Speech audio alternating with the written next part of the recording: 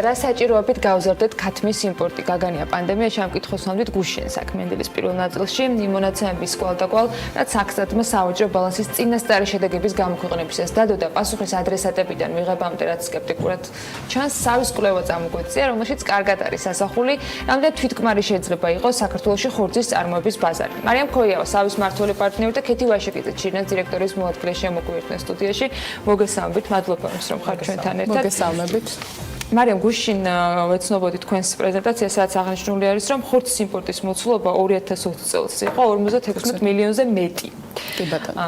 ამდენი გჭირდება და ამ რეალობაში ჩვენ რას ვაწარმოებთ? რა წილი უკავია ამას და რეალურად ადგილობრივი ბაზარი რას გვაძლევს და რას გვიბალანსებს იმპორტი? მოდი აი ამ ზოგადი ნაწილით დავიწყოთ. კი ბატონო, პირველ რიგში გამოვეხმაურებით თემატიკის არჩევას, ვაგრძელებთ ესე რომ ვთქვათ აქტუალურ სოფლის მეურნეობის პროდუქციის მიმართულებით კვლევების ჩატარებას და ხორცი იყო ერთ-ერთი ის მიმართულება, რომელიც აქამდე არ გამოგვიკვლევია, გადავწყვეტეთ რომ შეგვეხედა თუ რა ხდება ამ მიმართულებით საქართველოში და ასევე მსოფლიო მასშტაბით, თუ რა ტენდენციები აქვს ამ ბაზარს და ამ პროდუქტს ზოგადად. 56 მილიონი დოლარის იმპორტი განხორციელდა პირველი 6 თვის განმავლობაში, როგორც აღნიშნე. აქვე ვიტყვი რომ ზოგადად დინამიკაში თუ შევხედავთ წინა წელთან შედარებით თითქმის იგივე ნიშნულზე ვართ, ანუ არც შემცირებულა და არც გაზრდილა იმპორტის რაოდენობა, ასევე არც ჩანაცვლებულა იმპორტიორი ქვეყნები, ანუ ბრაზილია არის ყველაზე დიდი იმპორტიორი ქვეყანა ხორცის მიმართულებით კვლავ საქართველოში, მას მოყვება თურქეთი, გერმანია. ეს არის top 3 იმპორტიორი ქვეყანა ჩვენთან, ხოლო რაც შეეხება რა შემოდის თქვა ყველაზე მეტად და რამდენად თვითუზრუნველყოფის კუთხით საქართველოს რომელ კატეგორიაში არის თქვა ყველაზე ნაკლებად წინ წასული, ეს არ არის საიდუმლო და ეს არის ფრინველის ხორცი, ეს არის ყველაზე დაბალი თვითუზრუნველყოფით რაც ხასიათდება, შემდგომ არის ღორის ხორცი და ყველაზე შედარებით მაღალი თვითუზრუნველყოფა დაახლოებით 70-73%-ის ფარგლებში გვაქვს საქონლის ხორცის კატეგორიაში. ეს არის ძალიან ისეთი მოკლე მიმდინარე მდგომარეობის სამსახველი სტატისტიკა. ჯობესებას ბოლო წლების განმავლობაში აჩვენებდა თუ ეს ჩვენ ხო საუბრობთ ბოლო მონაცემებზე, მაგრამ რა ცვლილება არის ბოლო წლებში, არა თქვა და 1 და 2 წელიწადში, ამიტომ რაღაც 5-10 წლიან შუაში რა ვიღოთ, სადმე პროგრესია ამ პირიქით გართულებით გვაქვს და რა შეიძლება უკავშირდებდეს. ეს არის ინტერესი ბიზნესების მხრიდან, გარემოებები, რომელიც საკანონმდებლო იქნება თუ სხვა რეგულაციებით ბიზნესს აფერხებს და ინტერესს უკარგავს, თუ რა შეიძლება იყოს მიზეზი. ზოგადად თლიანად ხორცზე საუბარი ერთიანად არის ძალიან რთული, იმიტომ რომ თითოეული ხორცის კატეგორიაზე განსხვავებული ფაქტორები მოქმედებს.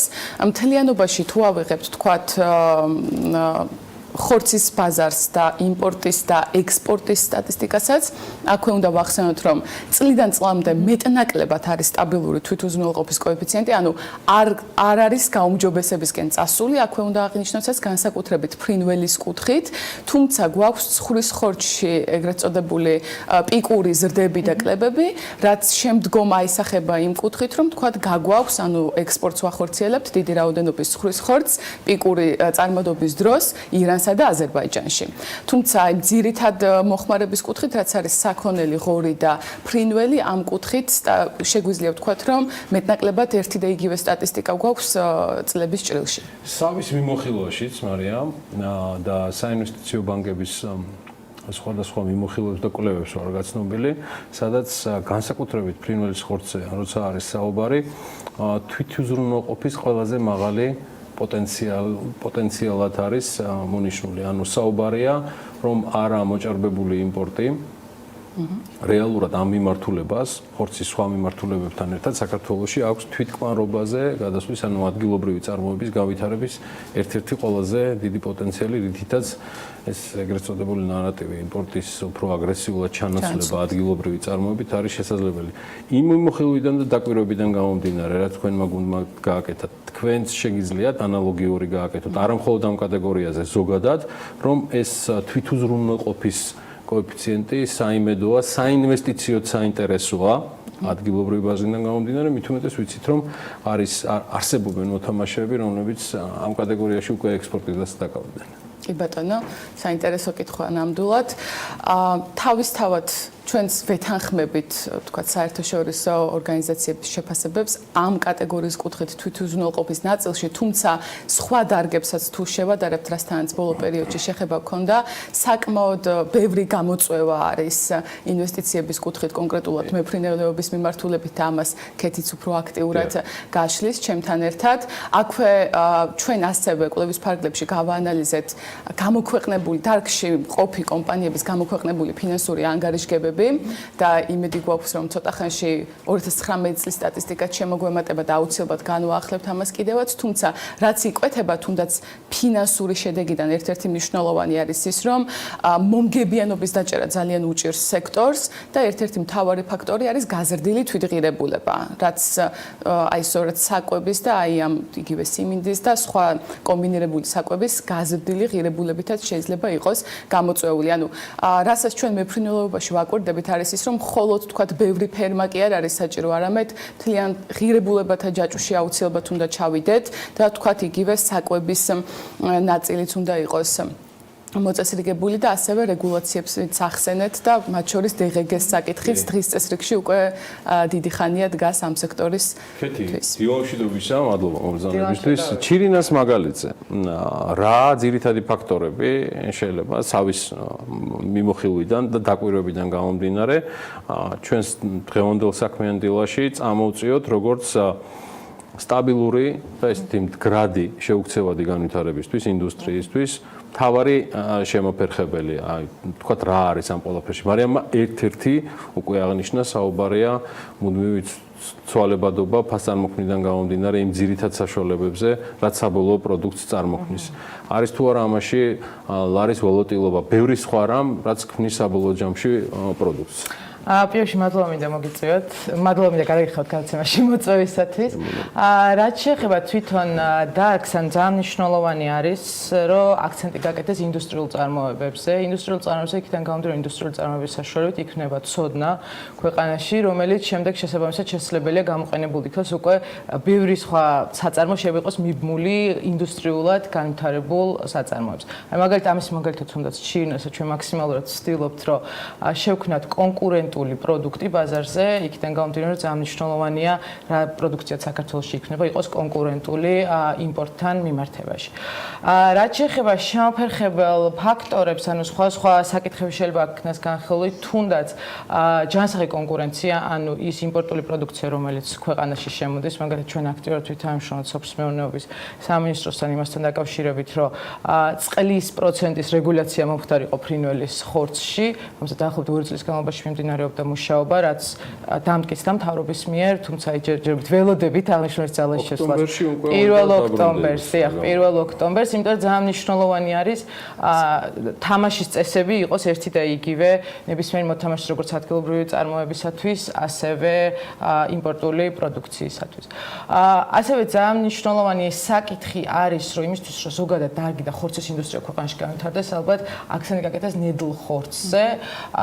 ნედლ ხორცზე იმ თვალსაზრისით, რომ ეხლა დღესდღეობით როგორც არის, თუნდაც წარმოება გინდა გაყიდვები აწყობილი, ეს ერთად არის გაყინულ ხორცზე ორიენტირებული. მაგალითად დღესდღეობით ხორცყიდით, თქვათ, ნაყინის გასაყიდ მაცივარში, იმიტომ რომ ერთად არის ეს ყველაფერი ორგანიზებული და ძალიან მნიშვნელოვანია, რომ ამის ეტაპობრივი განვითარება მოხდეს, იმიტომ რომ ნედლ ხორცს აქვს კონკურენტული უპირატესობა თვითონ ადგილობრივი წარმოების განვითარებისას. ეს იყო ტენდენცია, რომელიც მოხდა თუნდაც როგორც განვითარდა პოსტსაბჭოთა ქვეყნებში, თუნდაც ხორცის ინდუსტრია, იმიტომ რომ დაიწყო გაყინული ხორცით, თუმცა ეტაპობრივად იმდენად განვითარდა ადგილობრივი წარმოებები, რომ ნედლ ხორცზე მოხდა აქტიური გადასვლა. თქვენ კონკურენცია რომ ახსენეთ, კონკურენცია ადგილობრივი წარმოების, რომელიც ნედლ ხორცზე იყო კონკრეტულად ჩირინას შემთხვევაში თავაზობს მომხმარებელს და იმპორტულს, რომელიც გაყინული არის. ანუ ფასის კონკურენცია გამოდის რეალურად და არა პროდუქტის კონკურენცია, იმიტომ რომ აბსოლუტურად განსხვავებულ, თქვათ, ღირებულებაზე შეიძლება იყოს საქმე, როცა ნედლი და გაყინული ხორცი. ეცეთ რა არის ნედლი ხორცი ზოგადად შესაძლებელი არის, ანუ მეტი რისკ ფაქტორი არის ნედლი ხორცის რეალიზაციაში, შესაბამისად ფასი ოდნავ მაღალი არის ხოლმე ნედლი ხორცის რეალიზაციის, თუმცა რაც შეეხება გაყინულ ხორცშიც ფასის ფაქტორი ერთ-ერთი უმთავრესი არის კონკურენციის დროს.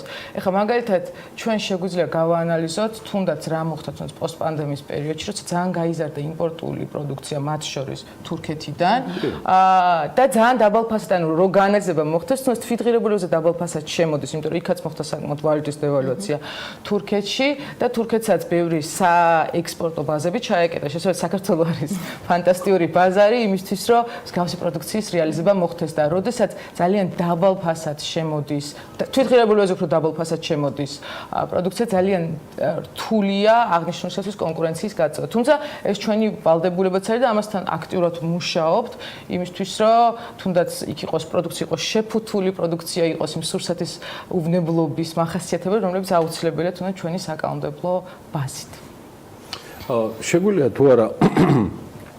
შეგვიძლია თუ არა ცალსახად თქვა ბიზნესის გადმოსახედიდან, რომ თანაბარი კონკურენციის პირობებში თვითკმარობის, რაც მარიამს დაუსვი, კითხვა როგორც მიმოხილვის ავტორს, თვითკმარობის პოტენციალი იმხელა, რომ რეალურად ბაზარი ადგილობრივი და საერთაშორისო ინვესტორებისთვის საინვესტიციოდ მიმზიდველია, როგორც ასე ცოტა რიტორიკისკენ მივყავარ, მაგრამ რო წარმოვიდგინოთ, სრულმოქმედებაში აქეთი ნორმატივები ეს არ არის. შემცველობა არ არის ერთადერთი თემა.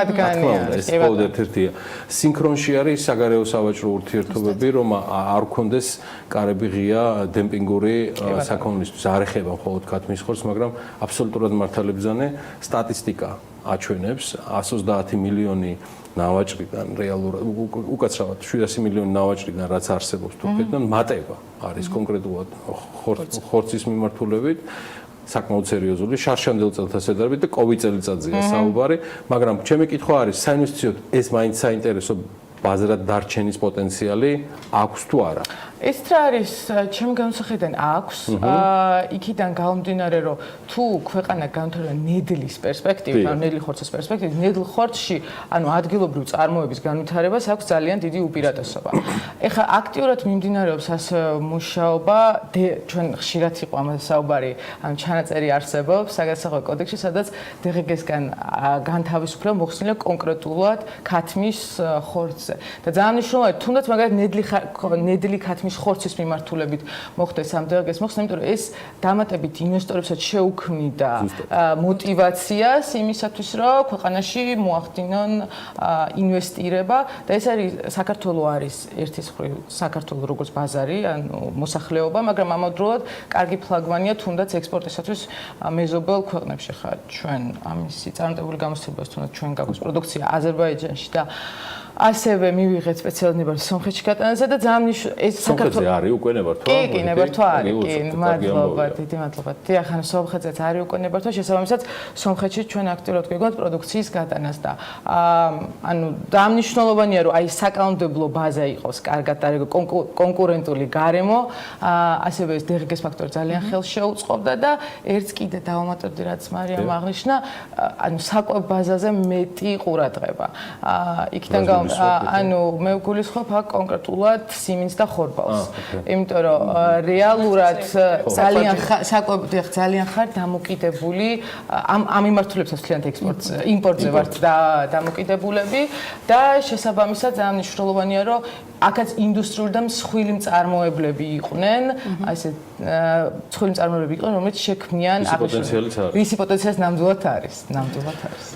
ფასწარმოქმნაში მარიამ რეზუმირებისთვის მიმოხილვის მთავარი დაკვირვება თვითკმარობის მაღალ პერსპექტივასთან ერთად, რაც საინვესტიციოდ მიმზიდველს ქმნის, გარკვეული დათქმებით, რაც მიმოხილვაშიც ვსაუბრობ, თქვენ კომენტარებიდან გამომდინარე, რაც ქეთივაშაკიძე მისაუბრა, შეიძლება ითქვას თუ არა, რომ ერთობლიობაში თუ ეს ყველაფერი რაღაცა საერთო სურათში იქნა განხილული, ჩვენ გვაქვს კიდევ ერთი პერსპექტიული მიმართულება საინვესტიციოდ, რომელიც შეიძლება იქნას განხილული ადგილობრივი და საერთაშორისო ინვესტორებისთვის. ნამდვილად ეს მიმართულება ჩვენი აზრითაც არის საინტერესო, ოღონდ ფოკუსირება არის სწორად ასე რჩევი, ან ნედლში აბსოლუტურად ვეთანხმები, იმიტომ რომ სწორად მანდ გვაქვს კონკურენტული უპირატესობა, ძალიან მოკლედ ასევე გაგიზიარებთ სოფლიო ტენდენციებსაც, კონკრეტულად ფრინველის ხორცის და ქათმის ბროილერის ესე ვთქვათ მიმართულებით. როგორც ვიცით, აქ ტოპ მწარმოებელი ქვეყანა არის ამერიკა, ჩინეთი ძალიან აქტიურად ეწევა, იმიტომ რომ მოთხოვნაც ჩინეთში საკმაოდ იზრდება ფრინველის ხორცის მიმართ. მესამე არის ბრაზილია, ანუ ეს არის ტოპ 3. ამ ტოპ 3-ში გადანაწილება მომდევნო 10 წლის განმავლობაში და ცვლილებები ან სხვა ქვეყნის წამოწევა ნაკლებად იგეგმება, თუმცა ჩინეთი, როგორც აღვნიშნე, აქტიურად ზრდის თავის წარმადობასაც და მოხმარებასაც. აქვე უნდა აღინიშნოს, რომ საქართველოშიც უკვე დაიწყო ჩინურმა ქათამმა აქტიური იმპორტი, სწორედ თავისუფალი ვაჭრობის შეთანხმების ხელმოწერის შედეგად.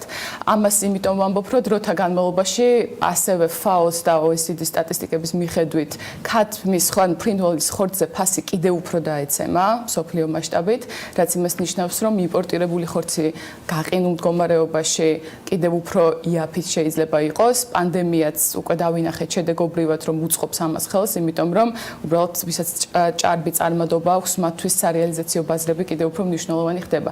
შესაბამისად, გრძელვადიან პერსპექტივაში თვითონ ხორცის მოხმარების ბაზარი ძალიან ნელა გაიზრდება დაახლოებით 1.3%-ით და მოხმარება წლის ჭრილში 35 კილოგრამზე მეტი ერთ ადამიანზე წესით არ უნდა იყოს, განსაკუთრებით ვეგეტარიანულობისა და ვეგანობის ტენდენციებიდან გამომდინარე, თუმცა თვითონ ხორცის სეგმენტის კატეგორიზაციების ჭრილში ფრინველის ხორცი კიდევ უფრო აქტიურად გაიზრდება, იმიტომ რომ განვითარებადი ქვეყნები დაიწყებენ ნელ-ნელა უფრო მეტი ხორცის მოხმარებას. შესაბამისად, ესეც მნიშვნელოვანი ფაქტორებია იმის გათვალისწინებით, თუ როგორი ინვესტიცია და რა მიმართულებით უნდა იყოს განხორციელებული ინვესტიცია საქართველოში ამ დარგში. შეერთებული შტატები, ჩინეთი, ბრაზილია. კი ბატონო. კარგი. ჩვენი საუბრის ბოლოს მივიღეთ საერთაშორისო მიმოხილვაც, მათ შორის ფრინველის ხორცზე, სოფლიო ტენდენციებიდან გამომდინარე, მე მაინც ვრჩები ოპტიმისტად, რომ რაღაცა ლოგიკური, სინქრონული ნაბიჯების შედეგად, რომელიც შეიძლება იყოს, არც თავისუფალი სავაჭრო ხელშეკრულებები და არაფერი არ შეიძლება იყოს პრობლემა კონკურენციისთვის, როცა სწორ აქცენტირებას აკეთებ, თუნდაც იმ ნედლი ხორციდან გამომდინარე, რაც კეთი აღნიშნე. წარმატებები, მადლობა დიდი, მადლობა მარიამ ქოიავას, სავის მართლ პარტნიორს. და კეთი ვაშაკიძეს, იგი ჩირინას დირექტორის მოადგილე გახლავთ. სავის მადლობა, რომ ესეც საინტერესო სტუმრებს და თემებს შლის ყოველდღიურად საქმიანად თან საქმიან დილაში.